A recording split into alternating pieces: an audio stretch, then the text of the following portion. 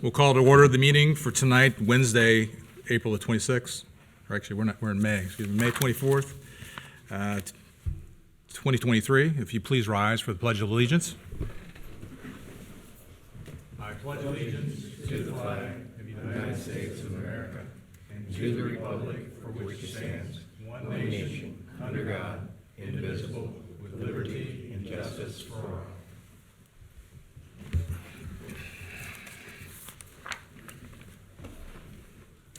Do a quick statement of procedures to this evening so that this is how the evening will go forth. We'll have case announcements, and the staff will give a presentation.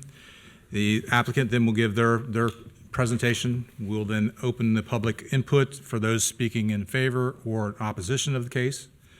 At that point, the board will close the public portion. We'll then call to question anyone that might have come before the podium to speak, and we may ask questions of them. Then finally, we will vote on it and make a motion to either approve or deny the appeal. If you have not signed in to speak this evening, I ask that you sign in, and if you haven't, just come on up here and we'll get you signed in. Need to do a roll call vote, please. Mr. Bartol. Here. Ms. Owens. Here. Mr. Shupp. Let the record reflect he's absent. Mr. Saito. Here. Mr. Roberto. Present. And seated for Mr. Shupp is Mr. DeMoss. Here. Thank you, sir. Now, if you plan on speaking this evening, I'd ask that you stand and raise your right hand. If you plan on speaking this evening, stand and raise your right hand. You swear to tell the truth and nothing but the truth before the Board of Zoning Appeals. Say I do. Thank you. You may be seated.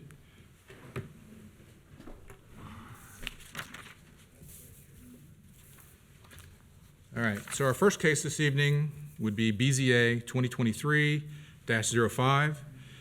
The applicant is appealing a zoning verification letter sent by Colerain Township Zoning Administrator. The property is located at 7451 Colerain Avenue, parcel number 510-0071-0554-00. Applicant is Christina Dahman with Ice Miller LLP, and the property owner is In Town Suites Colerain LP. Does the staff have a presentation? Brief one, sir. Thank you. Thank you for introducing the case. Earlier this afternoon, the applicant contacted our law director, Mr. Solomon, who contacted the department, and the applicant has requested a continuance to next month's meeting of June 28th. All right. And in this case, do we need to have a public discussion on that, or is this just? No, we'll just continue it because it's already been properly noticed. It serves as notice has already been given, and it'll just be continued to June 28th. Okay, perfect. So do we at the board then make a motion to continue? If you feel that's necessary, that's fine. And then that's the proper protocol, isn't it? When the board has to agree to what the recommendation is? All right, so the recommendation from staff is to continue it. Do we have a motion and a second to that? I'll make the motion to continue the case. Okay, motion's been made. A second? Second's been made. Discussion? I see none. Roll call vote, please. Mr. Bartol. Yes. Ms. Owens. Yes. Mr. DeMoss. Yes. Mr. Saito. Yes. Mr. Roberto. Yes. That moves us very quickly into BZA 2023-06. The applicant is requesting an expansion of a non-conforming use. The property location is at 5636 Springdale Road, parcel number 510-0230-0066-00. Applicant is James Ritter, Professional Design Associate, and the property owner is 5636 Springdale Road, LLC. Does the staff have a presentation? Yes, sir. Thank you. Thank you for introducing the case. Located central part of the township, just near the intersection of Springdale and Blue Rock Road, or Blue Rock Road connector, just southwest of that. There's a little overview of the property. It is adjacent to Blue Rock Road, as well as frontage on Springdale, and then is adjacent on the northern property line to Blue Rock Road. 5636 Springdale Road, as parcel number is already listed, just under half acre. It is Zone B2, and here's the zoning, and it is adjacent to an R4 district.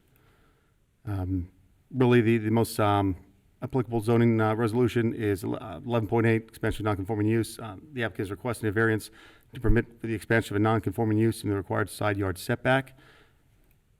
Here's the application that was provided to our office, and go back here. Really, the only thing triggering this, unfortunately, is just a stairwell, an exterior stairwell being added to the northern side of the building there. And then here are the plans submitted as well. There it is. There's a better zoomed in portion of that. It's that set of stairs is what's triggering that, unfortunately. Okay.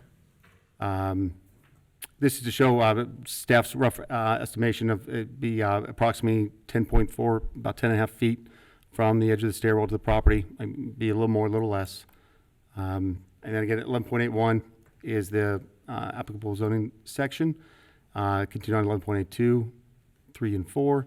And basically what it's saying is, despite everything that the zoning resolution says, the board can grant a variance into the expansion of required side yard if they feel that's the case. And where this comes from is from Article 8.3, the development standards for business sites is Zone B2, as I stated earlier.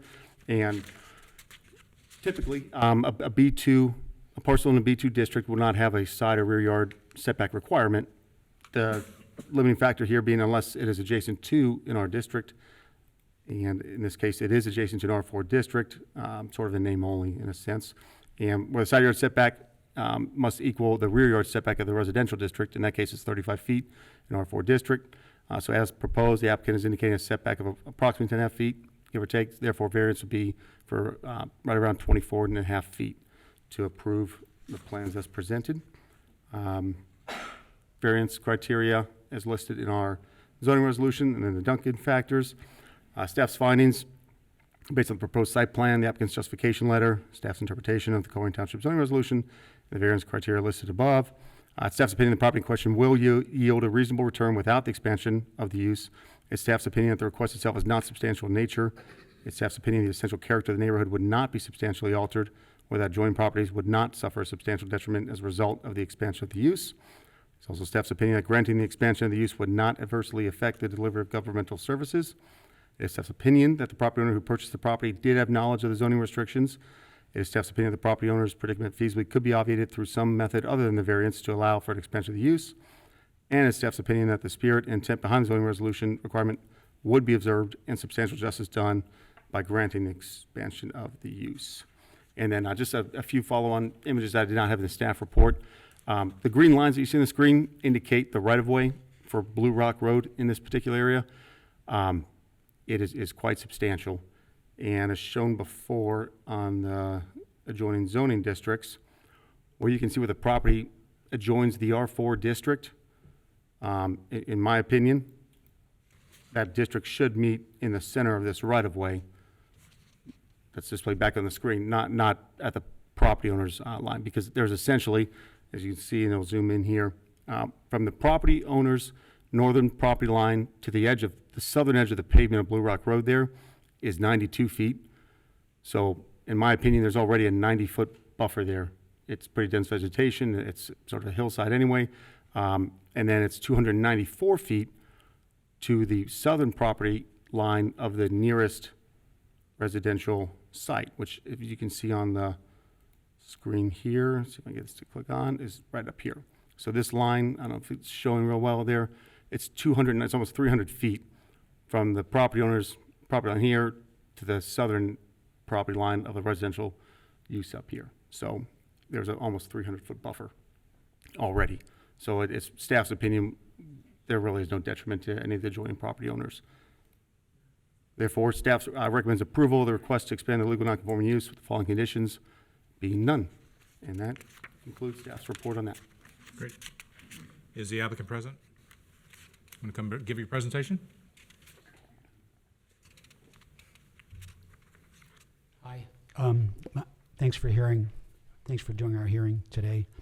My name is Jim Ritter. I'm the architect for the project. Mark's the owner. He's got his business in Colerain Township. I want to thank zoning staff for helping us guide through the variance process. To me, it's very straightforward. Thank you. Thank you. Yep. Anyone speaking in favor? Anyone speaking in favor? I'm sorry, I apologize. Anyone speaking in favor of the appeal? Anyone speaking in opposition of the appeal? This would be for the property located on 5636 Springdale Road. I see none. Can I have a motion to close the public portion?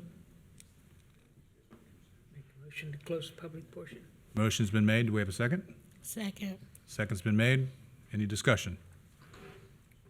Roll call vote, please. Mr. Bartow, Yes. Ms. Owens, Yes. Mr. Demas, Yes. Mr. Saido, Yes. Mr. Roberto. Yes.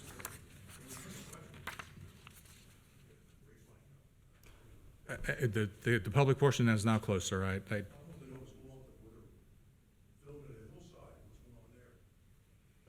It's not germane to what this case is, so I don't know what you're referencing, sir. So, any questions for the applicant, Mr. Saido? No, I have none. Okay. Mr. Demas? No. Ms. Owens? No. Mr. Bartle? No. I have a question for staff. I mean, why would the highway, which is Blue Rock Road Highway, why would that still be considered a residential district through there? Why would that still be considered residential district through there? Because the zoning map, as it's drawn when I entered this position, is what's displayed on the screen. And without doing a zoning map amendment, it cannot legally be changed. Is that something is in consideration for in the next I would hope so. amendments? I would like to have that done. We will see. It just to me, it seems silly that we got a resident in an area, really, it should be either business or at least to the center of the highway that's, As our zoning resolution states, yes, it should meet in the center line of the road. yeah. Is where it should be. And it's one of those, I wish I had the ability to wave a wand or had a box I could check that, does not compute and not have to have this case before the BCA. Yeah. But unfortunately, that is, It seems pretty easy and straightforward. Does anyone want to make a recommendation? Yeah, I'll make a motion to approve the variance as presented. Okay, motion's been made. Do we have a second? I'll second. Second has been made. Any discussion? Roll call vote, please. Ms. Owens, Yes. Mr. Demas, Yes. Mr. Saido, Yes. Mr. Bartow, Yes. Mr. Roberto. Yes.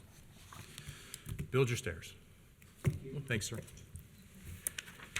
Next on the case would be BZA 2023-7. This is the applicant is requesting expansion of reconstruction of the non-conforming use. Location of the property is at 6858 Blue Rock Road. The parcel is 510-0390-002400. The applicant is Rick Sparks, and the property owner is Aaron Lopez. Does the staff have a presentation? I do, sir. Thank you. Thank you for introducing the case as such. This property is located in the sort of northwestern portion of the township near East Miami River Road. And here's sort of a little vicinity map. You see Blue Rock Road. I was hoping those would show up a little bit larger on here, but I guess they're not. There's Blue Rock Road. Right at the intersection of Blue Rock and Flick is where this property is. And just to the north is the intersection of Blue Rock and East Miami River Road. And then here's a little bit zoomed in. Here's the parcel itself. If members of the audience will you please refrain from having any sidebar conversations? Thank you. If you cannot hear me, would you mind moving up here? I'm speaking as loud as I normally can, miss. I apologize. And I'm not sure if there's any way to turn up the speakers or not. Thank you for moving up, sir, ma'am. Basically, the garage on the northern edge of this parcel was in some state of disrepair and decay, and eventually was torn down, and then the applicant started to rebuild the garage without permits, and that's sort of where we are here now. The property itself is zoned R2, and it abuts a RF district across the street there. And then the applicant's request, pursuant to section 11.92, the applicant is requesting permission for the restoration of non-conforming use damaged by fire, explosion, act of God, or the public enemy to the extent of more than 60% of its reproduction value. In this case, it was damaged, decayed, and then I believe it's torn down. I'm not sure if that was by the applicant or not. They can testify to that later. Here's the application we received, as well as the plans. And additionally, on one side of these plans, it is indicated that there might a proposed second story. Staff will address that in the conditions, modified conditions later on, but just to have that be pointed out. The applicable zoning resolution, staff's opinion is already read, 11.92, section 10.2.1, general provisions for the location of accessory building and uses, 10.2.3, the maximum height of a accessory structure, and then figure 12.2 up here. So same thing, there's 11.9 up there. I don't know if you can read it, that's not displaying very well on there. Basically it says what I read off before. In R2 district, the front yard setback is 50 feet, 50, and that is from the right-of-way. All setbacks are from the right-of-way for all districts. 10.2, accessory buildings and uses, general provision. Part C states, unless otherwise stated in here, a detached garage may be located in the side yard, provided that they are set back from the front building line of the principal structure. So really what that's saying is the detached garage can be no closer to the road or right-of-way than the house itself, in layman's terms. Section 10.2.3, A is just some general criteria, but then B specifically is where it states that in a residential district, accessory structures have a maximum height of 15 feet, but in no case shall they exceed the height of the principal structure. And section 12.2, figure 12, is where we get sort of the height of a structure depends on the roof type itself. And at the moment, it's staff's understanding that this will be either gambrel, hip, or gable roof.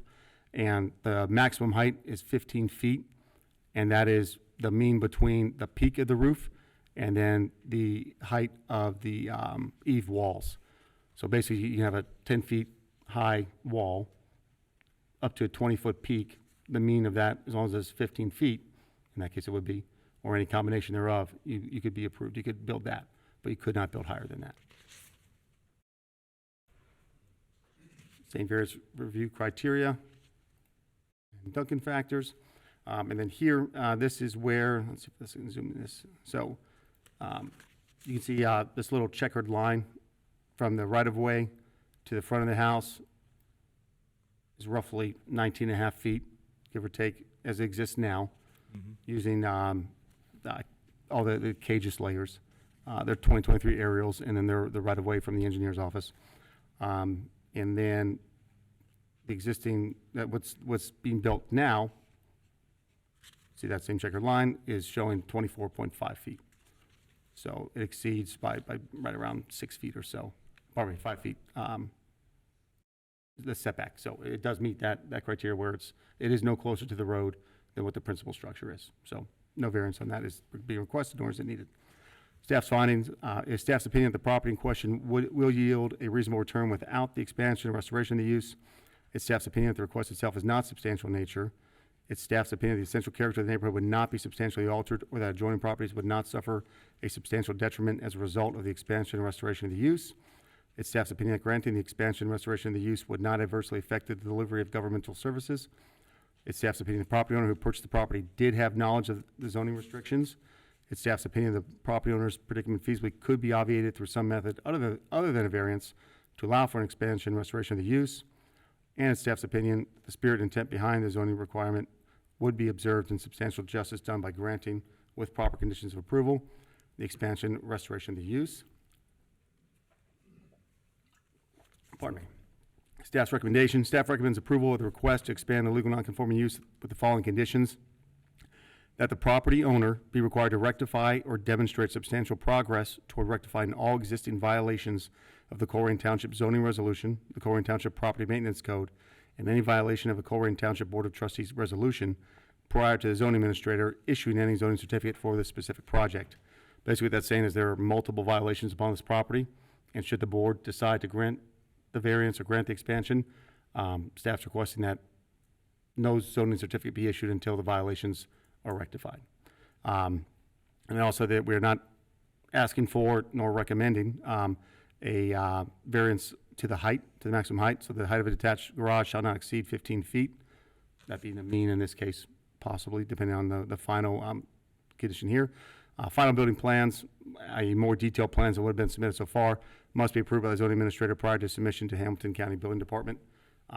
The plans are lacking quite a bit to make sure they do fit, like elevations specifically. building elevations and floor plans. There seems to be some ambiguity, and there's the reference on one of those pages where it's saying a second floor, which is typically not part of a detached garage. So those are the three conditions recommended, and those two in red are different than the packet received by the board members. I apologize for that. And then, Phil, here's narrow. The property owner owns the three parcels, the parcel where the home is, and then the two parcels to the south.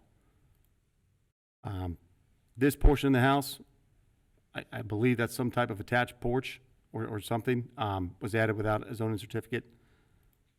There's multiple instances of garbage, debris, refuse, whatever you want to call it, items just laying around. Additionally, this driveway was put in without any application at all and without a right-of-way permit, as far as I understand from the Hamilton County. We can verify that tonight. But additionally, this portion on the southern edge here is actually on an adjacent property owner's property. So that's a bit of a problem. And there are vehicles here that are not permitted in a residential district. There's a backhoe, some larger trucks, some trailers, all throughout the property, but also specifically on this portion here, these trailers as well. Just kind of stuff strewn all about everywhere. So basically, clean up the property prior to getting your zoning certificate, if the board agrees or finds that as well. Same thing, staff findings again. Pardon me, I went back, and that concludes staff's report. Thank you. Any questions for staff? Just one. So these items that they have to rectify, that includes this new driveway that's on the other person's property? That would, Yes, sir. all of That those would kind of definitely be one things? Of the many, that would be one, yes, sir. I was curious. So the things you just mentioned are basically the crux of the violations. I was just curious if there were any others or if there's any that are We've had, going to be hard thank to you. solve. Thank you. We have had, part of the reason to include the line of any resolutions passed by the Board of Trustees, there's been complaints that our department has received regarding some noxious barking dogs at times. So that is why that line was in there. Thank you for that Okay. part. So, All right, among thanks. others, that's one of them. Yes, sir. All right, thanks. Is there an established list of the incidences or things that need to be rectified that? At the moment, there's not a complete established list, no. There are a few violations that are in our system that came over a year ago. One being the driveway, one being the attached portion on the house, the extended porch. I'm not sure if, I don't believe there's a citation out for the dogs yet. And then we're just leaving this to your discretion that that list will be satisfied? Well, to the zoning administrator and then to the code enforcements. Yes, sir. All right. Unless you'd like that change, if you wanted us to bring it back I mean, before you, I- we're happy to do that. I would like specific things called out and make sure it's in the record that it has to be rectified. But if you're, part of that language is you're not going to issue a zoning certificate, so it should be covered with that. I would hope so, but if you like, I could. No, that's fine. Okay, thank you, sir. All right. Do you have another- Are you saying also that Hamilton County Building Department's aware of the rear addition? I'm not sure about the rear addition, but I know they're aware of the garage. I'm not sure about the rear addition, though. I apologize. Any other questions for staff? Is the applicant present? Would you like to come give a presentation? Yes. If you would, state your name and address for the record. Rick Sparks, 1296 Monticello Court, Milford, Ohio, 45150. Mr. Lopez here, his father has worked for us for years. Aaron bought this property a few years ago, fixed up his house for him and his family, done some stuff with the old garage, had fell down, and it was on the same blueprint, or the same footprint where the old garage was. He started building his structure back. He did build his carport on back and dug out enough room for he can get his trucks up through there. Well, when Jared had talked to me once before about the equipment and stuff like that, he's got all the equipment already moved off to his other properties to where nothing's there. I was unaware of the driveway moving over a little bit on the variance there, so I wasn't for sure about that. Now, Richard at Hamilton County, I'd done the small sketches because Richard wanted me to do a sketch of how he built them without a permit. Like Richard said, he pretty much overkilled for what he needed, but Richard wants to see the prints to where he can justify what he should have and what he shouldn't have. like the little carport on the back. It's basically a big porch in the back to set from out the sun, and it's built with 6x6s, 6 foot on center, 2x10 joist. I mean, it's ridiculously overbuilt. But it's just, you know, materials he's had and worked with and just learning enough to do some stuff. He didn't realize, you know, he wasn't touching the house or anything to that. He just didn't think he had to have permits to full, you know, build him a little shade thing out. And then when the old garage fell through, he's worried about his kids playing around it. So he just tore the rest of it all down, hauled it off, and started building his new garage in the same spot. So, and as far as the dogs go, I know he has one dog to watch because they've had their tools stolen quite a bit. And that's why they had kept some of their trailers there, to make sure they could watch their tools a little bit more. So then when Jared told me they had to be off the property, they went ahead and moved them to where they got somebody else who can watch them for them. Because that's pretty much about all it amounts to. I'm a builder, and but like I said, just a friend of the family. Excuse me. And you know, he basically didn't know a lot of what he's getting into. And Richard, the little prince that I grew up, is exactly how Aaron's already built the property. Like I said, the garage isn't going to be more than 15 foot. The little, when he says second floor, it's basically going to be another 7.5 foot wall on top with a little gable roof, just where he can put siding, tools, and stuff like that to have under lock and key. And that's basically what it is. And then when I turned everything into Jared to get the zoning, I went down to get the building permit for him. And then that's when Richard was showing me stuff. So I had to sketch out everything the way he built it already. And that way, if Richard finds anything wrong, then they got to rebuild it the right way. But we can't do anything until you guys allow us the zoning for Richard to go ahead and give us a building permit for they can go on getting everything done. Okay. And they're willing to do anything they need to do to make sure everything's taken care of, rectified. So that's about it. Thanks for hearing me. Thank you. All right. Thank you, Mr. Sparks. Anyone else speaking in favor? Excuse me. Anyone speaking in opposition? You've come to the podium. Is it Chuck Thiemann? Yes. Okay. You want to come to the podium and name and address for the record, please? It's Chuck Thiemann. My last name is Thiemann, 6870 Blue Rock Road, Cincinnati 45247. And We need you to keep that in front of you, so this is recorded. yeah, absolutely. First of all, thank you for inviting us down today.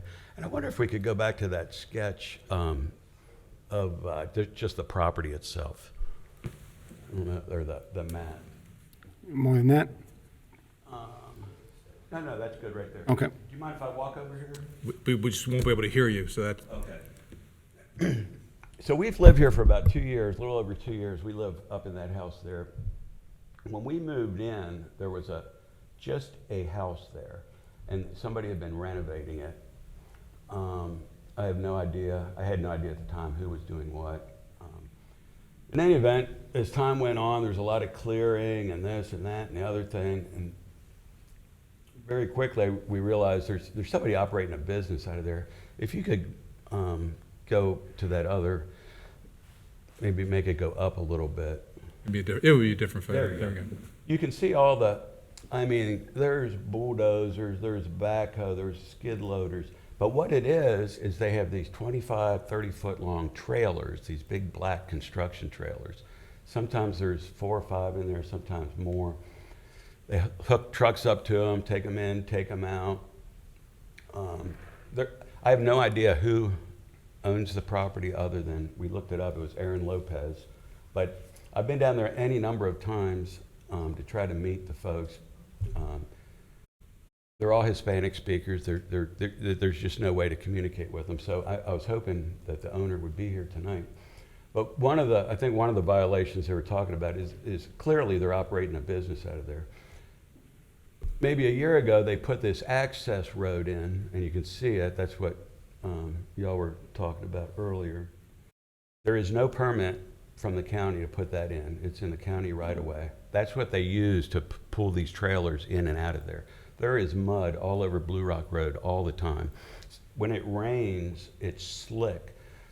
And I did not know this until very recently, but not only that, but that access road driveway is on somebody else's property. and they happen to be here tonight. I was able to track down the owner of that property. So what these guys are doing down there, I don't know, but clearly they're commercial vehicles. You can see them all parked in there, and they come in and out and in and out. And if you could scroll down a little bit to the building, I'd like to show you that porch on the back. The whole back of that porch, this happened last winter, probably January, February. The porch is almost as big as the, half of the house. And you can't tell it from here, but we live up on top of the hill when the leaves are down. Not only is that porch, and I know it's substantially built, but it was wrapped in plastic like all winter long. And I was really hoping, we moved over here not to have to, I wasn't going to, I didn't want to get the authorities involved or anything, but I hope nobody was living in there, or there's a lot of people there. They come in, come out. There's any number of cars, trucks. Anyways, somebody with the water department apparently was driving by and saw them building the garage. Well, they found out about the back porch. Well, there's no building permit for the back porch. They put a set of stairs up the front. You can't see it from that photo. That accesses the upper floor. I think there's some folks living up there too. There's no building permit for that. There's no building permit for this garage that they're building. And my understanding is they want to build a 2-story garage, essentially a drive-in garage with a living area above it, and I'm certainly opposed to that.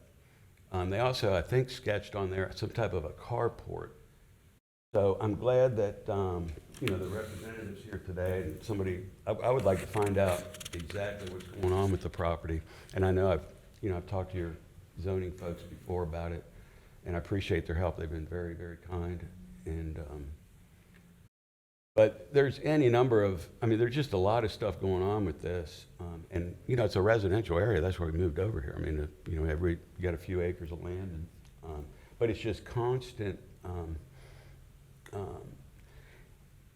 building. The garage itself, and there was, if you look back in the old Cages photos, there wasn't a garage there at one point. When we moved in, it was falling in, and I think before it was being used as maybe like a chicken coop but certainly if something is rebuilt there, I would ask that it's no more than 1 story, a single car pull-in garage, with no storage area above it. That thing is, it's right next to Blue Rock Road. If that thing were 2 stories, it would be, I couldn't imagine what it would look like. But in any event, that's all I have. So, Yep. Thank you, sir.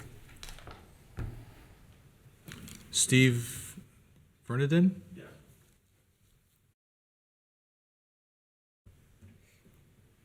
My name is Steve Fernanding. I live at 6880 Blue Rock Road. As far as, I have to agree with Chuck, it is a construction site. They are running a business. The mud, the trucks pull in and out. I moved over there just to be in a residential. As far as the garage goes, if they put a second floor on it, that's going to be an intrusive thing from the road and everything. As far as putting it up, a second floor for storage, there again for siding and stuff, that's still a business being run out of it. You can see where they took the dozer, that whole area has had problems with hillsides up and down that road, all the neighbors. A little concerned, with them digging in, not keying it in and just pushing fill over, that's going to have the same effect to it. So, a 1-story, still not happy, but a 2-story would just be, would look terrible on that road. Okay? Thank you, sir. Thank you, sir. And this one is a scribble of a name, Mike Dean?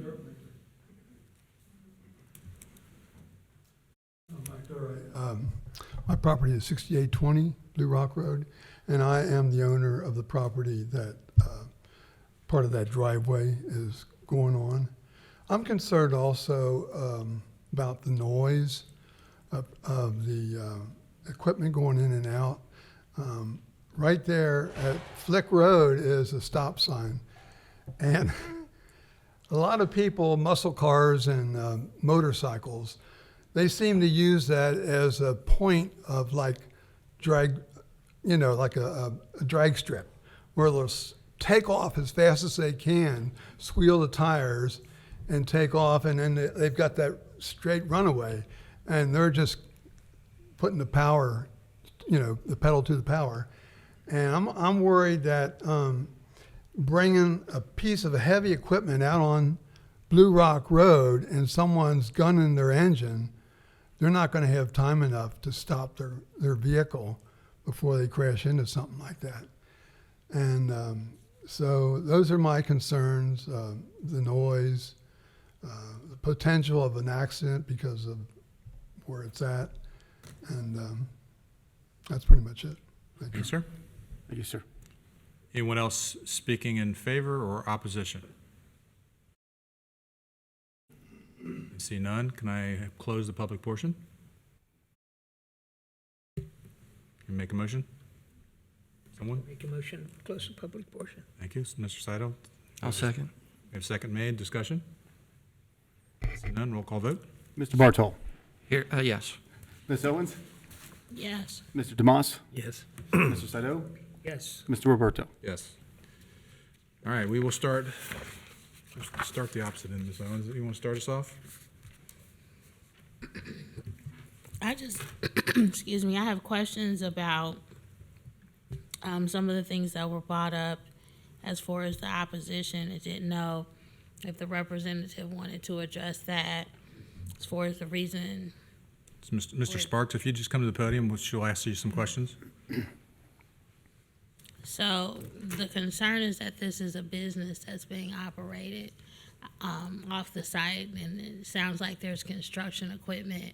If there's not a business that's being operated off the site, can you explain why it might be the need for that type of equipment and the noise and the level of traffic? Well, Aaron and his father and a bunch of them, they're roofers for 3 or 4 big companies. And they had another spot where they had their stuff, and like I said, it kept getting broke into. So then when I talked to Mr. Ellig, he said the equipment stuff has to be off the property. We can't have it there no more. So that's been, what, a month and a half ago, 2 months ago? Yep, we talked about it. Yes, So they sir. went ahead and got everything moved away from their property, all that stuff cleaned up there.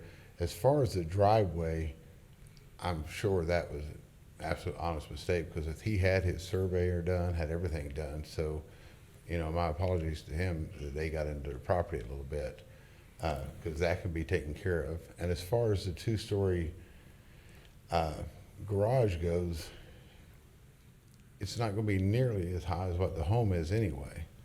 Now, if they're just totally against it and they won't give them a zoning because they definitely have to have a 1-story on top of it, they don't have to. They just put some trusses across it and call it a single-car garage and lock the door and keep stuff stored in the bottom.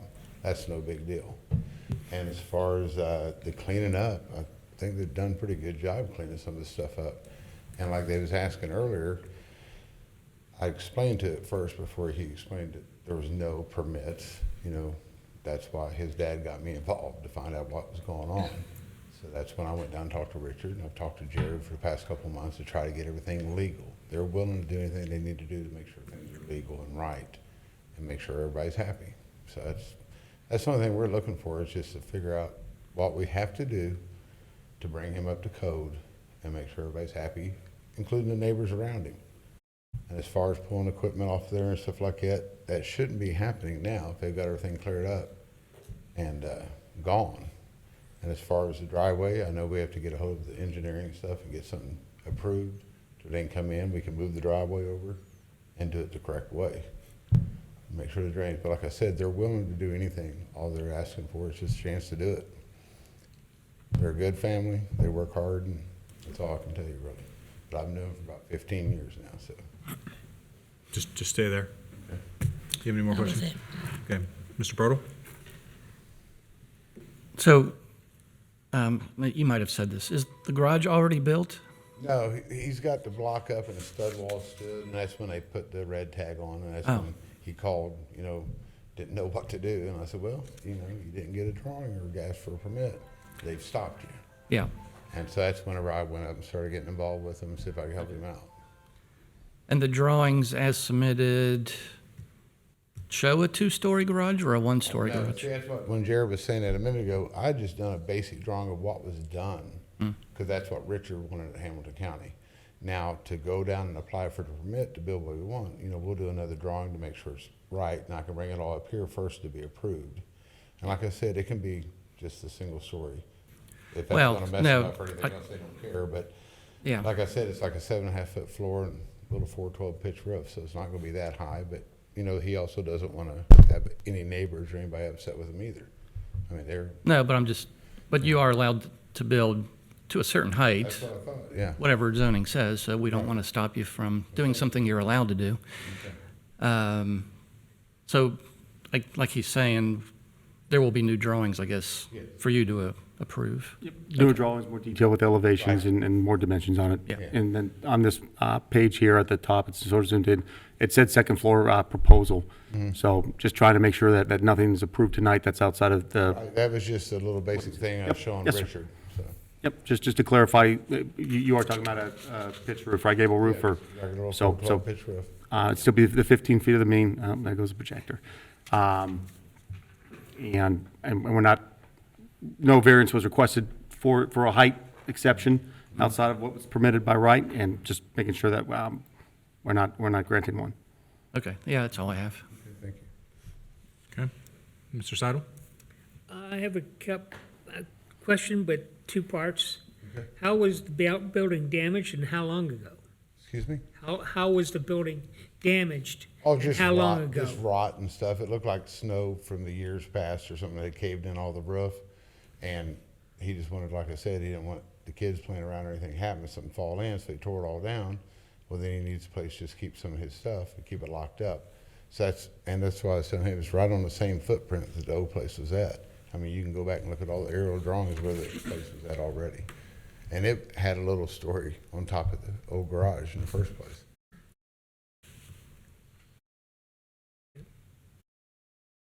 He's basically building it back like the same old picture that was there before. Okay, Any other questions? no, sir. All right. Mr. DeMoss? I don't have any questions. So, just to be clear, we're not running a business out of the property? No, sir. The noise of equipment's been eliminated? Yes? The driveway, was it, what was is it a mud driveway? What kind of driveway is it? He's packed gravel and a bunch of stuff in there. It's just like I said, they didn't ask for a permit and do what he should have done. He just went to the edge of his property, he thought, and dug it out to where, like the gentleman said back here, he could get his trailers in there. So. But it's not concrete drive. No, it's not concrete back But there. it should be non-permeable surface? If it is less than an acre, it has to be.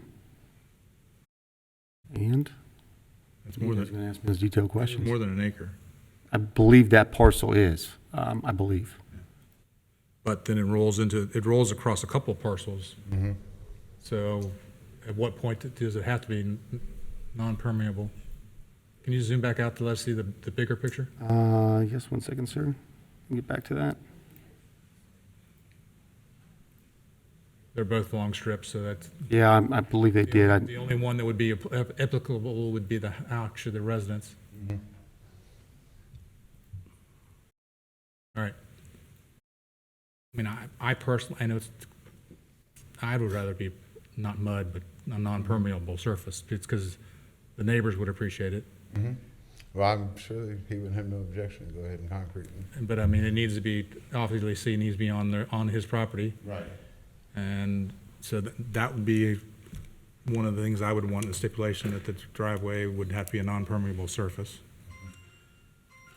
As far as the two-story, I mean, it's 15 foot is the mean, so and you have some very short people in there if you're going to have 2 stories. And then how are we addressing the covered patio? Is building, A permit would still be required for that. Yeah, that's what was getting a permit So for. that's Now, gonna get a as far permit as as well? the plastic goes, I really don't know what they had plastic for. But So nobody obviously living in it. and to be clear, so this is a covered porch? I mean, we're calling it a it's patio, basically like a big carport. He's got the rubber roof on it. Like I said, it's drastically overbuilt. so it's a flat roof. Yeah, well, he's got a tiny pitch to it. And then what's underneath it? Nothing, just a pad and patio and flowers. So it was for car parking. No, it's basically just for them eating outside and having their flowers stuff. I mean, It if is you a go over covered there and patio. walk up, that's what they So got. it's a is covered, flowers. so it's a covered patio that's Basically detached. is all it is, yeah. Okay. I'm just want to make sure that we're clear on what we're all talking about and addressing. Let's see. That's all the questions I have. Does anyone have any other questions for the applicant? Does anyone would like to make a motion? Sir, the public portion has been closed. We're asking questions now. Yeah, I'll make a motion to approve the variance, including the stipulations of the staff recommendations to get all, Can we add the non-permeable surface? as to well? get all Colerain Township and Hamilton County issues resolved, and to make sure that the driveway meets code, whether that's impervious material or not. Okay. Can I ask one thing? How does that work if we can't, because Richard and them won't give us a building permit to do everything the way it's supposed to be done unless we have zoning approval? Yep, so you would supply us with more detailed set of plans. And then you'll. Yep, you Okay. get your zoning certificate for that, be no problem, and then you get to Richard. And right now, we're just in the motion stage, so. Yep, Richard Hammer is the building inspector for Colerain Township from Hamilton County, just make reference to that. And then just to clarify that we are adding condition for a non-permeable surface for driveway, right? If that's required by code. But if it's not required, then what? That's what I would like. If I can't make the recommendation. No, because my I'm motion chair. is only if it's required. Okay. Okay. Okay? We have a motion. Do we have a second to that? I'll second the motion. Motion second been made. Discussion? Well, just to be clear, your request is for the entire, any driveway anywhere over, Anything that is touching the Blue Rock Road, so we're not dragging mud or whatever back onto the road. that's what I mean. You're saying not just 10 feet up, but the entire, The driveway to the house needs to be a non-permeable surface. to the house, To all the parcels? yes. Okay. Well, okay, but I'm going to stick with the way my motion.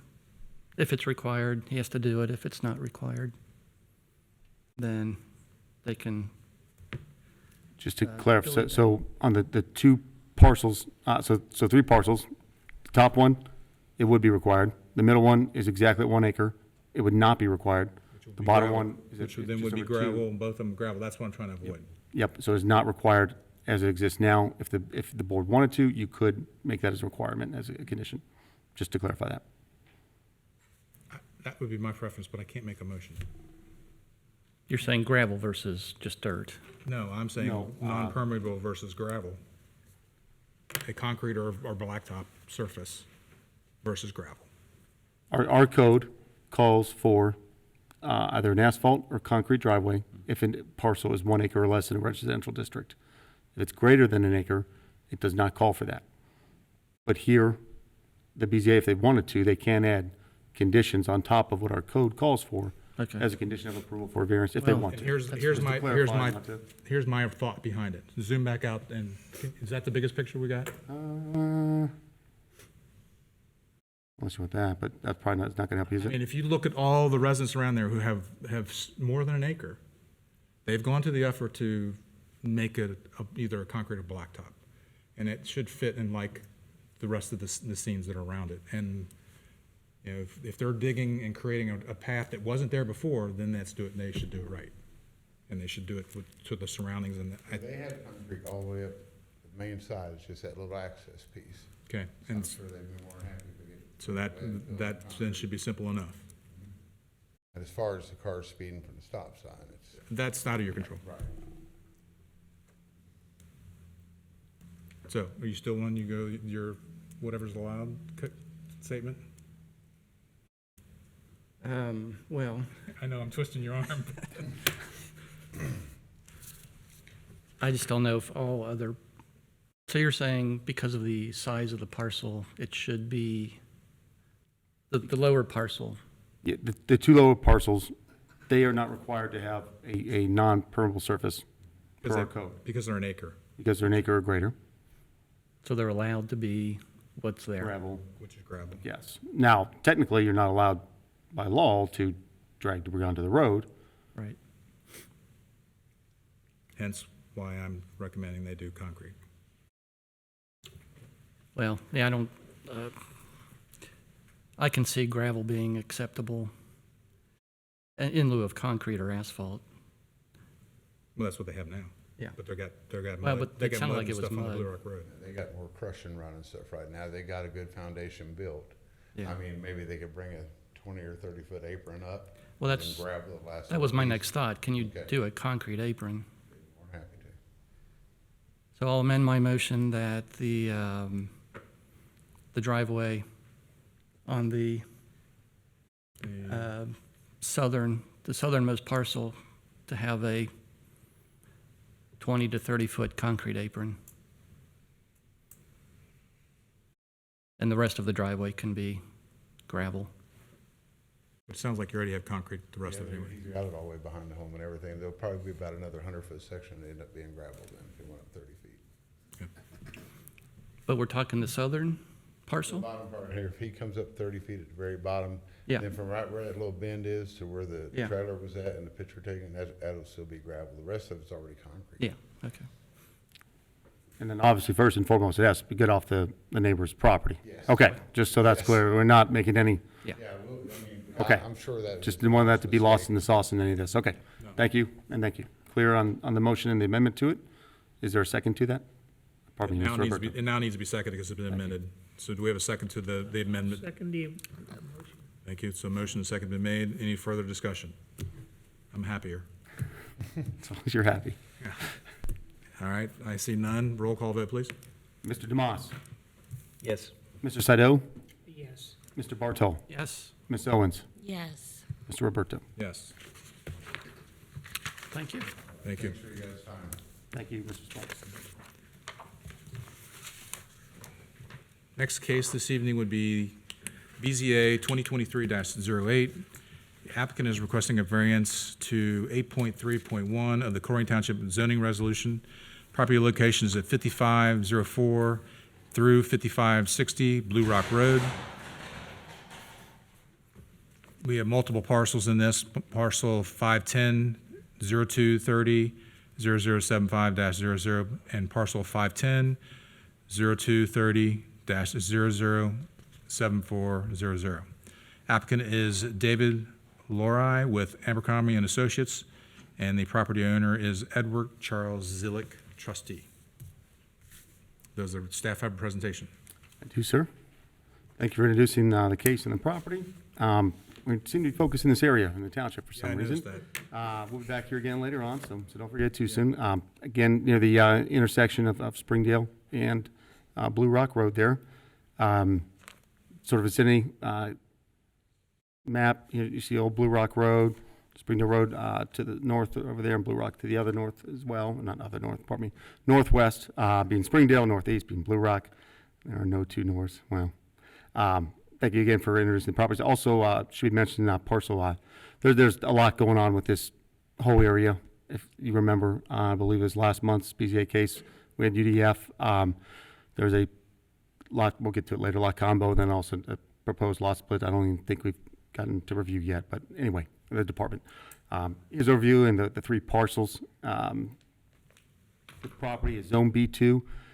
It is adjacent to NR4, both to the eastern side over there and then also across the street.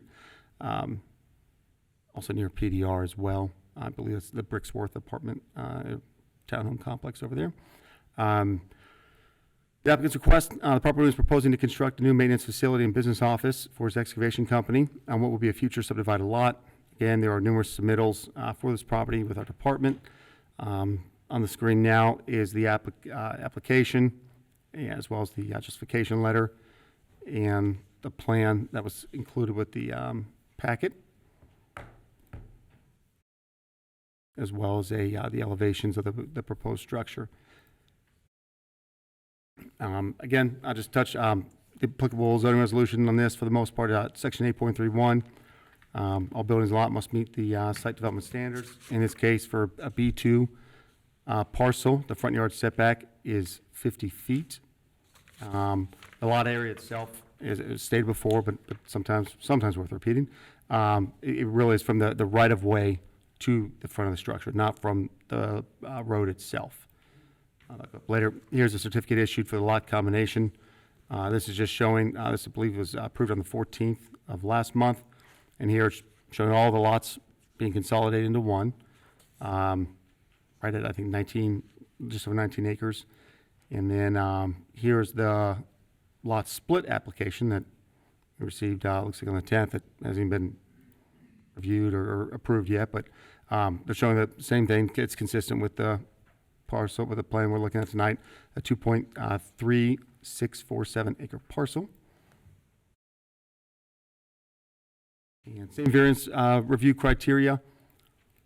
Per the applicant's plan, the requested 25-foot variance, basically where 50 feet is required from the right-of-way, they're requesting 25 feet. So it'd be a variance of 25 feet as well. Staff findings on the matter. Staff's opinion, the property in question will yield a reasonable return without the expansion. Oh, pardon me on that one. Without the expansion or the variance here. Staff's opinion, the request itself is not substantial in nature. Staff's opinion that the essential character of the neighborhood would not be substantially altered, or that adjoining properties would not suffer a detriment. Staff's opinion that granting the variance would not adversely affect the delivery of governmental services. Staff's opinion, the property owner who purchased the property, this is given by the records of when it came into the current property owner's name, as it is in a trust. Pause for a second, please. Audience, if you could just please keep the conversations down. We're having a presentation here and we're trying to hear it. Thank you. Maybe more recent than when it actually came into ownership of the family itself. Maybe the applicant can, or the property owner can speak to that. Again, staff's opinion that the property owner's predicament feasibly could be obviated through some method other than variance. But we'll touch on that a little bit as well too. And then also staff's opinion, the spirit and intent behind the zoning requirement would be observed and substantial done by granting the variance. And staff's opinion, one of the biggest hindrance to this is there is a topography issue. I'll display the screen here. And I believe actually on the next screen here. So just sort of doing a rough measurement before it really starts kind of dropping off there. That staff's opinion by looking at a topo map versus being on the property might be slightly different. So again, the applicant or property may speak to that.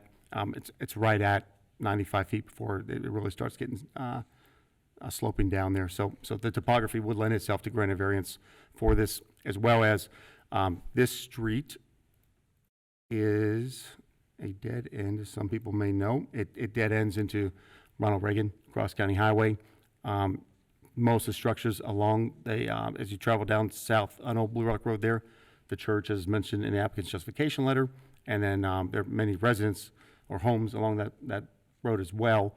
Would be the setback that they're proposing is consistent with the setback that exists now. So it would not be really out of character, nor would it be where it's not a real busy road. We're being closer where the setback might be an issue, in staff's opinion.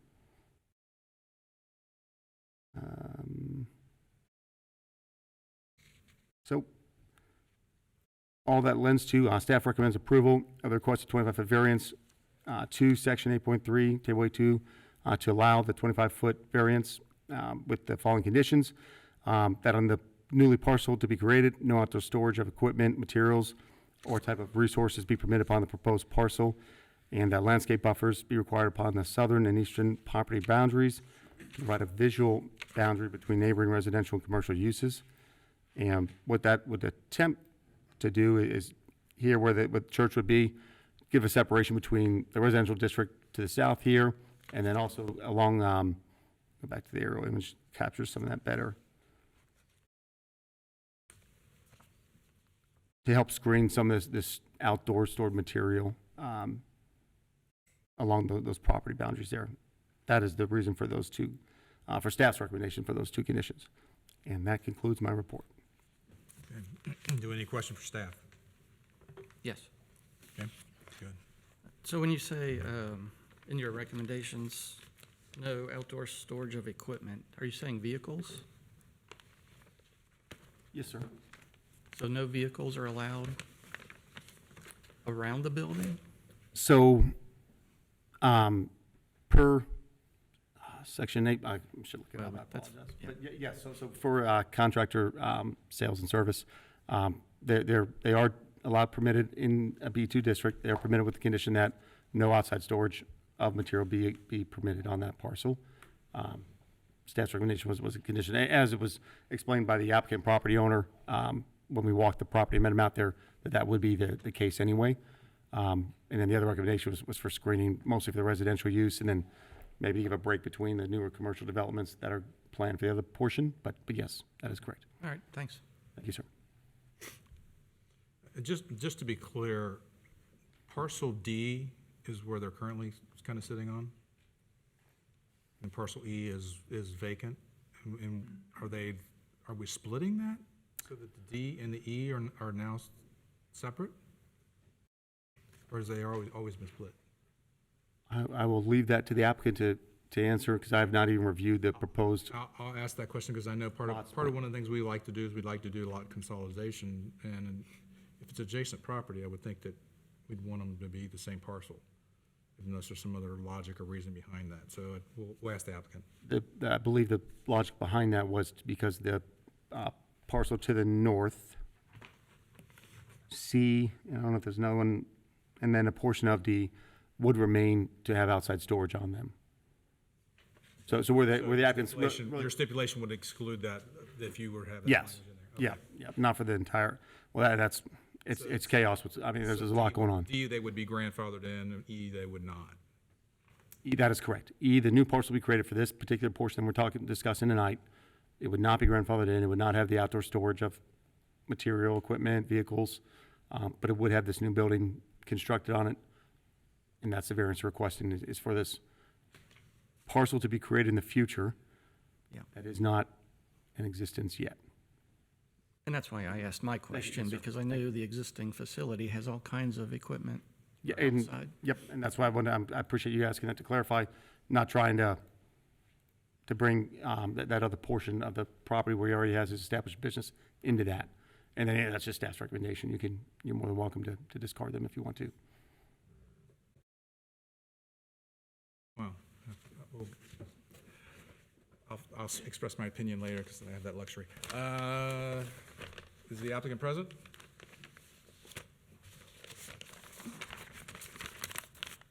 Want to state your name and address for the record, please? Good evening. I'm Craig Abercrombie with Abercrombie Associates. Dave Lorai, who works with me, prepared the application, the submittal when I was out of town a few months ago. So I am. Are you I'm doing not deniability Dave. now? So our office is at 8811 Cheviot Road. I'm here with Ed Zillig for any questions that you might have of him. And I can start off with the consolidation questions if you want, or we can go around the horn.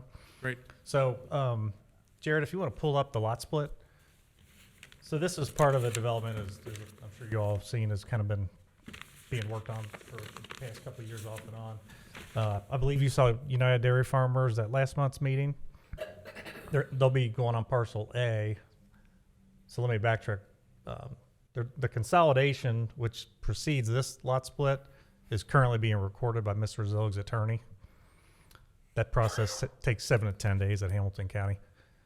Immediately after that's recorded and staff approves the lot split, which is going to be the next, which shows the various parcels, that'll be the configuration of the lots moving forward.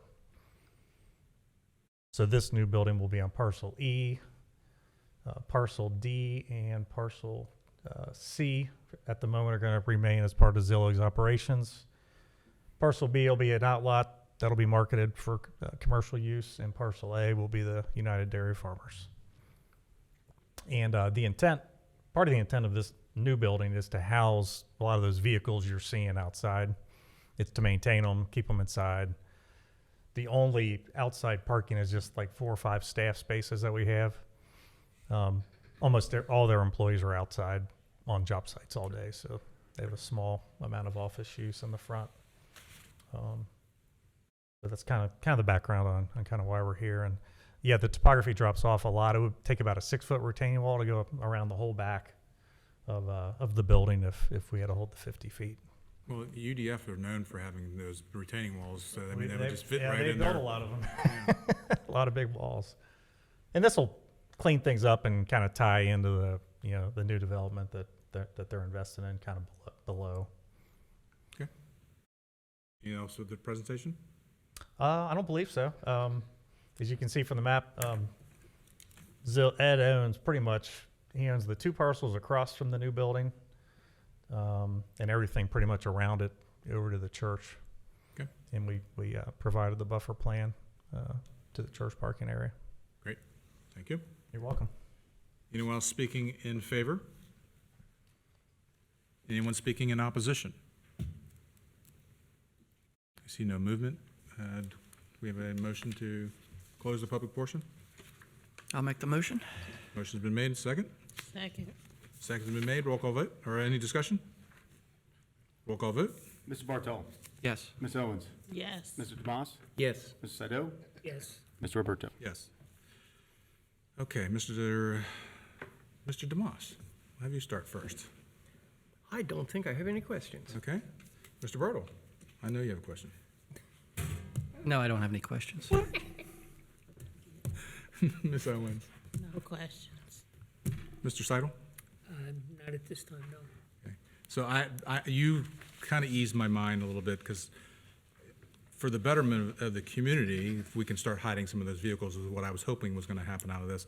And I wanted to make sure we weren't trying to skirt, you know, that by grandfathering in that. So it sounds to me like you guys are a class act and you're going to do the right thing, and I appreciate that.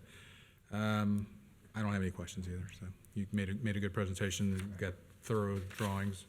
Do we have anyone who would like to make a motion? Don't all jump at once. Information that we approve the variance As written? as written, yes. Okay. So a motion's been made. Do we have a second? Second. Second's been made. Discussion? I see none. Roll call vote. Mr. Sado? Yes. Mr. Bartol? Yes. Ms. Owens? Yes. Mr. Tomas? Yes. Mr. Roberto? Yes. You may move forward. Thank you, sir. All right, let me get regrouped here. We're on 9, correct? That is correct. All right. So, paperwork, where are we at? There we go. This is BZA 2023-9. The applicant is requesting expansion of a non-conforming use. The property located at 8077 Colerain Avenue, parcel number 510-0071-0000700. The applicant is Thamel Bar and Restaurant LLC. Property owner is Colerain Avenue 8077 LLC. Does the staff have a presentation? Yes, sir, I do. Thank you for introducing the case, and then also just to add, I may butcher this name, so forgive me for that, but that there was a name to go with the applicant to represent that LLC, and it's Nima Muktan. And if I butcher that, let me know, and I will change that. Property located off Colerain Avenue in the southern portion of the township, just south of Galbraith. Here's an overview of the area there, and then also just south of, I believe it's Lena, and almost directly across from Sheldon, a little catty corner of that. And then here's an overview of the parcel itself, just under 1/4 of an acre, and zoned, it's in a B2 district, surrounded by B2, so that's sort of nice and easy. The applicant is requesting expansion of a non-conforming use to allow the conversion of the property from the previous use as a grocery store, as indicated on the applicant's application, to the proposed use as a restaurant. Here's the application our department received, as well as the justification letter, and a sketch of the proposed layout of the restaurant. Staff's opinion, for the most part, the most pressing of the applicable zoning resolutions are section 8.31, 13.3, and then 14.3.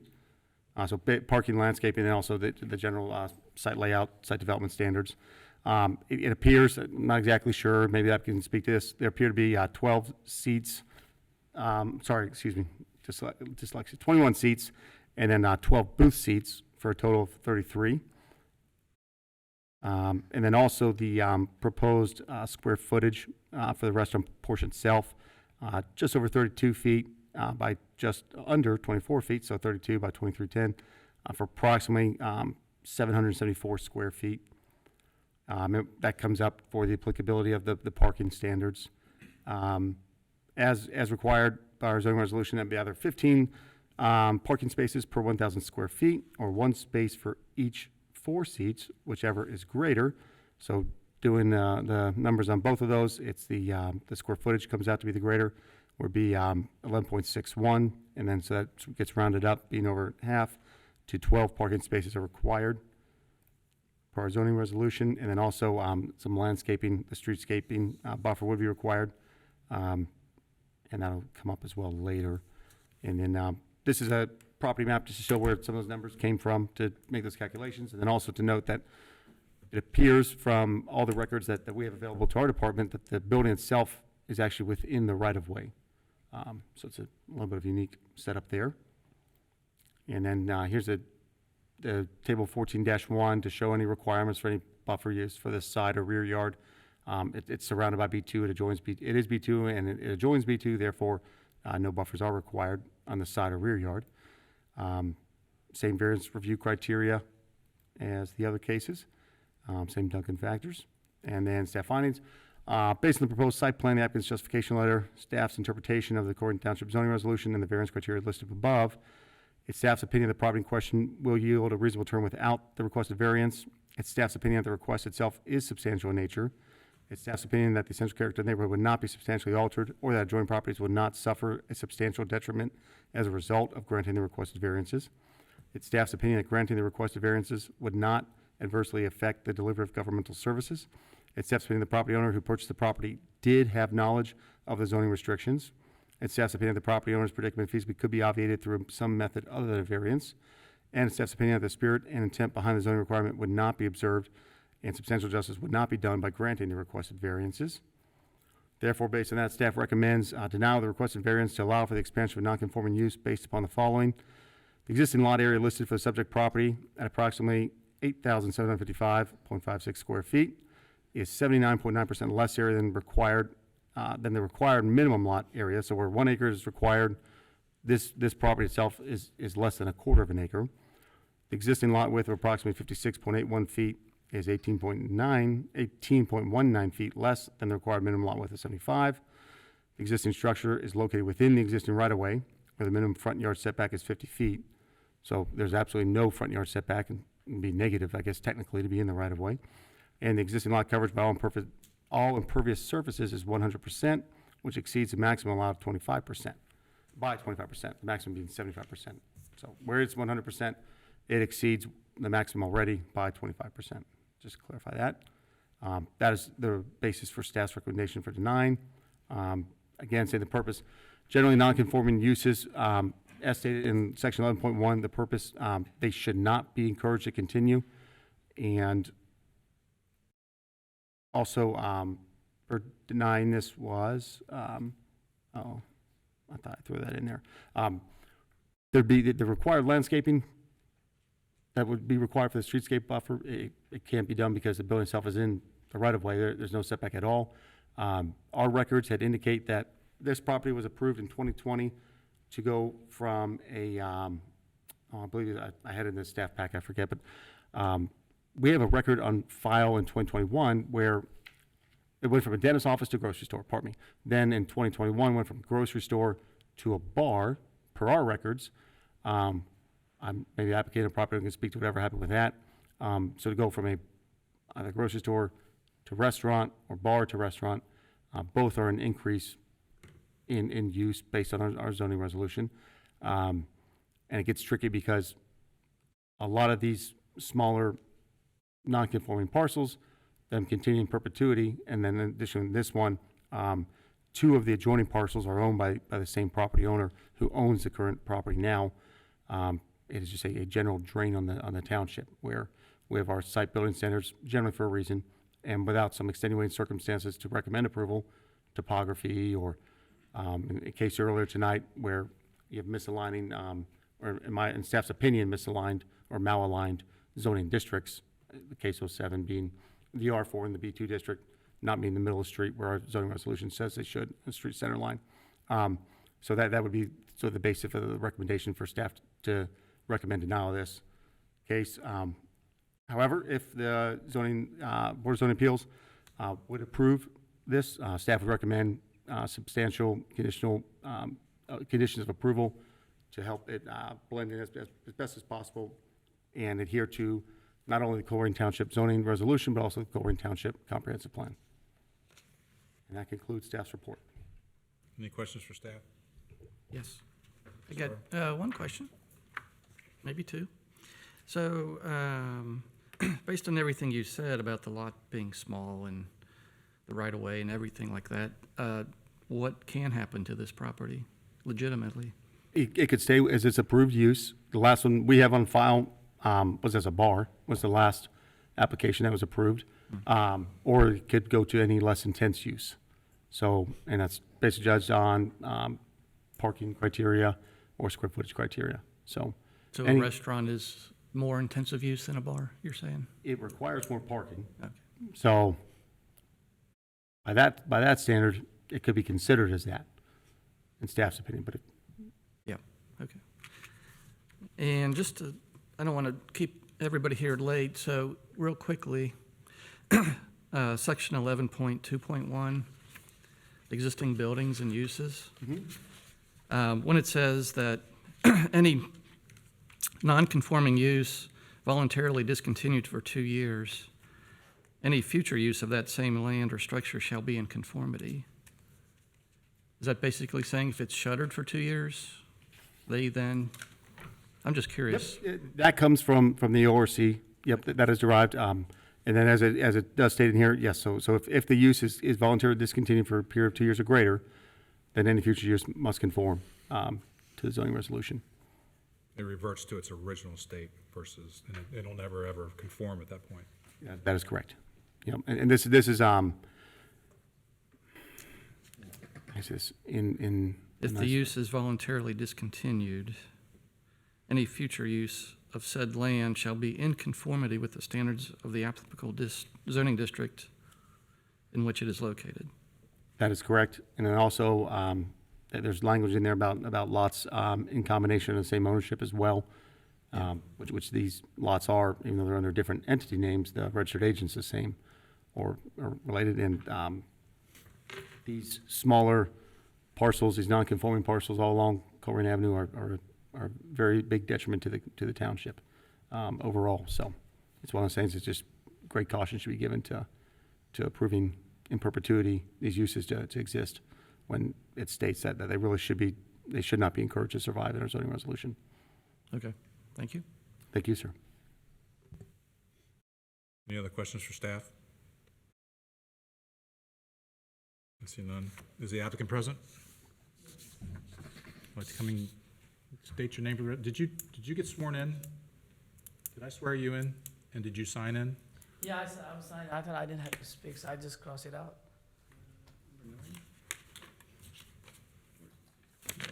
I got it here. Okay. So yeah, I have you on here and you scratched it out. I'm gonna just, if you don't mind, filling that back out again so we can show that you spoke, please. Thank you. And then if you haven't sworn in, you'll need to be sworn in. And if you, did you stand in, did I swear you in? You didn't. I'll swear you in right now, so just to cover our bases.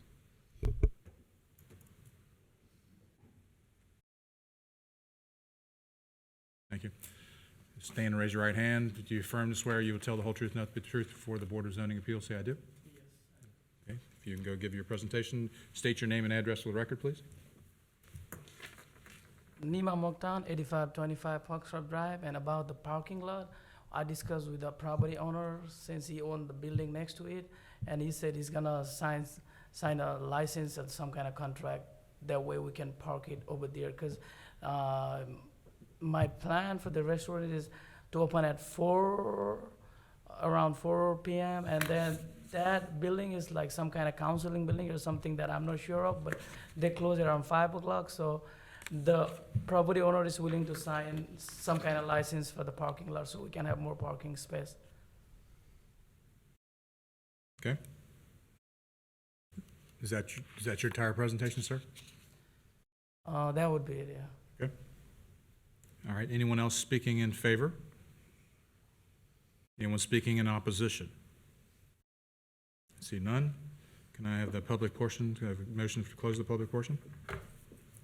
Make a motion to close the public portion. The motion's been made. Do we have a second? I'll second. All right, discussion? Roll call vote, please.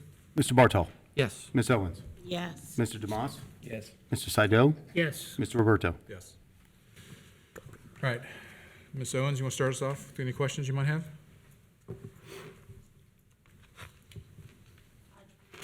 No questions at this time. Okay, Ms. Saido? No questions. Okay.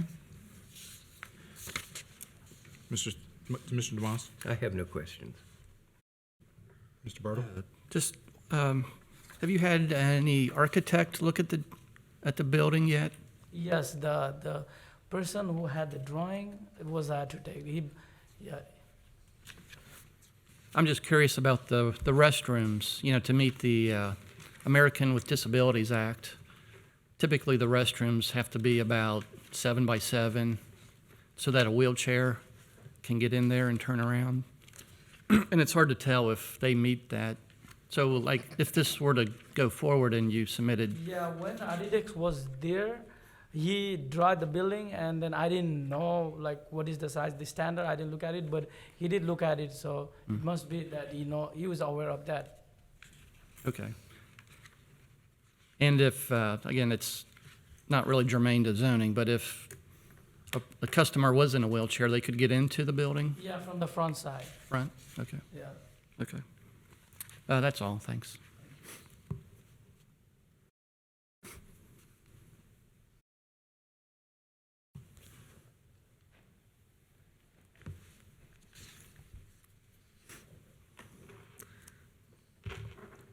I'm thinking, sorry. So you're making arrangements with the adjacent property owner, which is the same owner of the property you are on. They're gonna allow you to park in the adjacent lot. Would that satisfy the need of zoning? It possibly could, depending on the plan that was proposed. I'm not sure which lot, I'm not sure, I don't know any of the details about that. But yes, there's a stipulation where we could do shared parking, yes.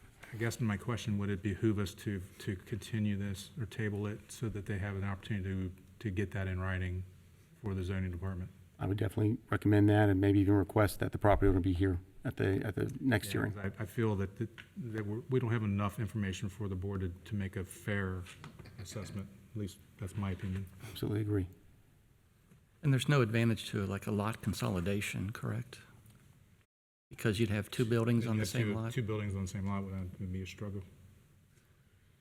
In the short term, possibly not. In the long term, probably so. But with the current setup, it really wouldn't make much difference. Again, they're all zone B2, so there really wouldn't be a benefit, I think, at the moment, and it would depend on what the exact uses are of the adjoining properties that were to be consolidated.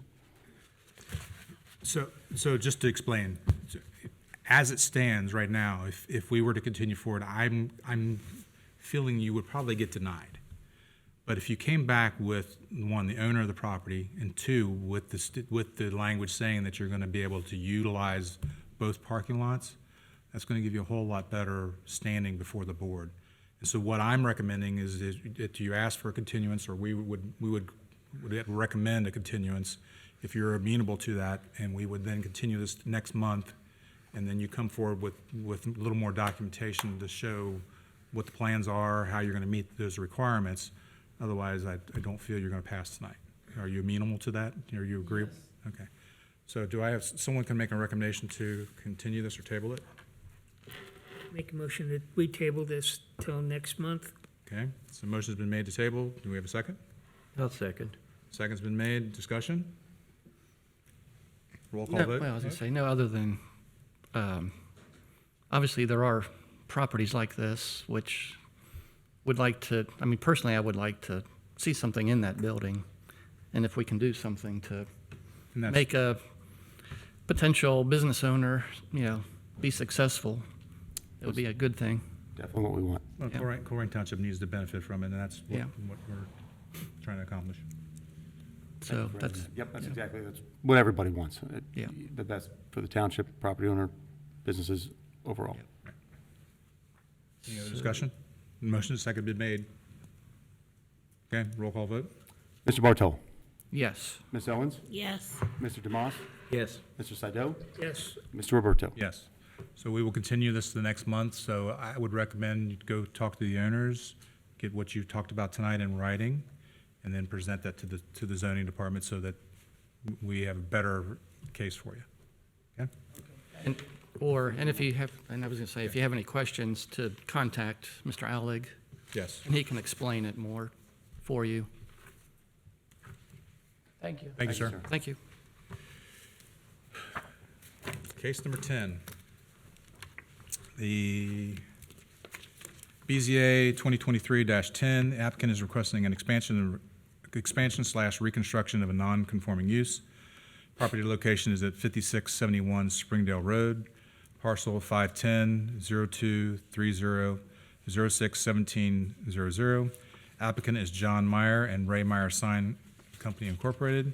Property owner is Guardian Savings Bank. Does the staff have a presentation? I do, sir. Thank you for introducing the case and the property.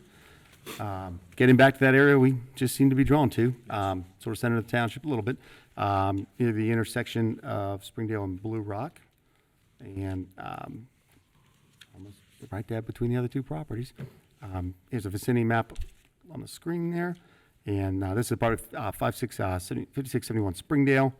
It's Guardian Savings Bank. It is in a B2 district and is surrounded by B2. Again, there's a little PDR to the south and some R4 to the north, but they do not touch this property's boundaries. The applicant's request is pursuant to section 11.9.2F. The applicant is requesting permission for the restoration of a non-conforming use damaged by fire, explosion, act of God, or the public enemy to the extent of more than 60% of its reproduction value. This is the application our department received, as well as a justification letter and the plans. Here's a aerial picture provided by the applicant, and then as well as a picture of the previous sign that was destroyed. And then this is a display on the screen right now is an aerial from cages from 2022 in this aerial. This doesn't happen often, but you can see there's the sign and there's its shadow being cast to the north where it was a pole sign. And then this happened. That was provided by the applicant. And then in the 2023 aerial, which is being displayed now, you can see that there is no sign there. A bank without a sign is not a good thing. The applicable zoning resolution, again, 11.92, section 15.5, and then section 15.8.3. And again, just as a termination of a non-conforming use by damage or destruction. 15.5, general sign standards that are applied to any sign in the township. Basically, the big reason they're bringing this up deals with message changes, the frequency or limitations on there, and then the required landscape area for any sign, be it pole or a monument, some design criteria, the compatibility, and then section 15.8.3, and this is really the variance / nonconformity that we're dealing with tonight. As it stands now, for any new property or any new construction of a sign, all signs shall be required to be have a setback of a minimum of 10 feet from the right-of-way. The proposal that we're looking at tonight, there's basically a 0 setback. The right-of-way appears to actually, the sign is right on the right-of-way. So there is no 10-foot setback. So it'd be a 10-foot variance if we granted the reconstruction of this non-conforming use. Same criteria, same Duncan factors, staff findings. The staff's opinion the property in question will yield a reasonable return without the requested variance. The staff's opinion that the request itself is substantial in nature. It's staff's opinion that the essential character of the neighborhood would not be substantially altered, or that the adjoining properties would not suffer substantial detriment as a result of granting the requested variance. It's staff's opinion that granting the requested variance would not adversely affect the delivery of governmental services. It is staff's opinion the property owner who purchased the property did not have knowledge of the zoning restrictions as they purchased this property prior to the current zoning resolution being in place. Staff's opinion the property owner's predicament could be obviated through some method other than a variance. And it's staff's opinion that the spirit and intent behind the zoning requirement would be observed and substantial justice done by granting, with proper conditions of approval, the requested variance. The reason for this, again, it was just damage in a storm. I'll let the applicant speak to some of the details. Damage by a storm. The previous location and the current location, there's no difference in setback. The previous sign seemed to, again, abut or very nearly abut the right-of-way, but just to sort of to weigh all those factors out. Staff recommendation, approval for the requested 10-foot variance to section 15.8.3 with the following conditions. That, as is required anyway, the landscaping per section 15.5.8 required be implemented, pardon me, that the landscape area for signs be required as it's currently stated. So Thank you. that concludes staff's report. Sorry for stumbling through that one. That's all right. Any questions for staff? See none. Is the applicant present? Can you state your name and address for the record, please? So I'm John Meyer with Ray Meyer Sign Company, 8942 Glendale Milford Road, Loveland, 45140. And I'm here representing Guarding Savings Bank this evening. As staff reported in their staff report, earlier this spring, the pylon sign that they've had there for many years, probably almost 30 years, I think that sign was even there prior to the bank and had gone through a couple of face changes over the years. They lost it in a windstorm, came down. We responded to it right away, got it off the property. So at this time, they don't have a sign. So what we've done is we've proposed and designed a new sign for them. It's a much friendlier, it's a ground monument sign, not a pylon sign. It's got a brick base to match the building. So we proposed that sign to them. They like it. They like to go with it. And then when we submitted originally for permitting, that's when it came up that it didn't meet the 10-foot variance setback off right of way. So we submitted for variance, and then also kind of in Discover, we saw that where the right of way was located, the existing pole sign, the leading edge of that was pretty much at the same location where we're proposing for it to go. We can't go back any further because if you look at the aerial, I mean, it's the parking lot. So we pretty much have positioned it pretty much where the old sign was. It is a ground monument sign versus a pole sign, and it's also smaller than what the existing or the old pylon sign was. So it's pretty much it in a nutshell. Thank you. Anyone else speaking in favor? No, ma'am, it'd be on the ground. Right by the road, it'd be on the ground. It'd be what they call a monument sign. Anyone else speaking in favor? Anyone speaking in opposition? I see no movement in the audience. Can I get the public portion? Can I have it closed? I'll make the motion to close it. Motion's been made. Do we have a second? I'll second. Second's been made. Any discussion? Roll call vote. Mr. Bartow. Yes. Ms. Owens. Yes. Mr. DeMoss. Yes. Mr. Saito. Yes. Mr. Roberto. Yes. And Mr. Saito, you want to start us off? I have no questions. Okay. About Mr. DeMoss. No questions. Ms. Owens? No questions. Mr. Bertle? No questions. Boy, easy night tonight for you. The flashing signs are going to meet all the requirements that we have for flashing signs. Perfect. Do we have a motion to approve or deny? I'll make the motion to approve the variance with the included staff recommendations. Okay, motion's been made. Do we have a second? I'll Second it. second. Second's been made by Ms. Saito. Discussion? Roll call vote. Mr. Saito. Yes. Mr. DeMoss. Yes. Ms. Owens.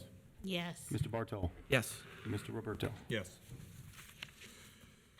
All right, we have no unfinished business. It brings us to approval of the minutes for August 26th. Thank you. Just have a good evening.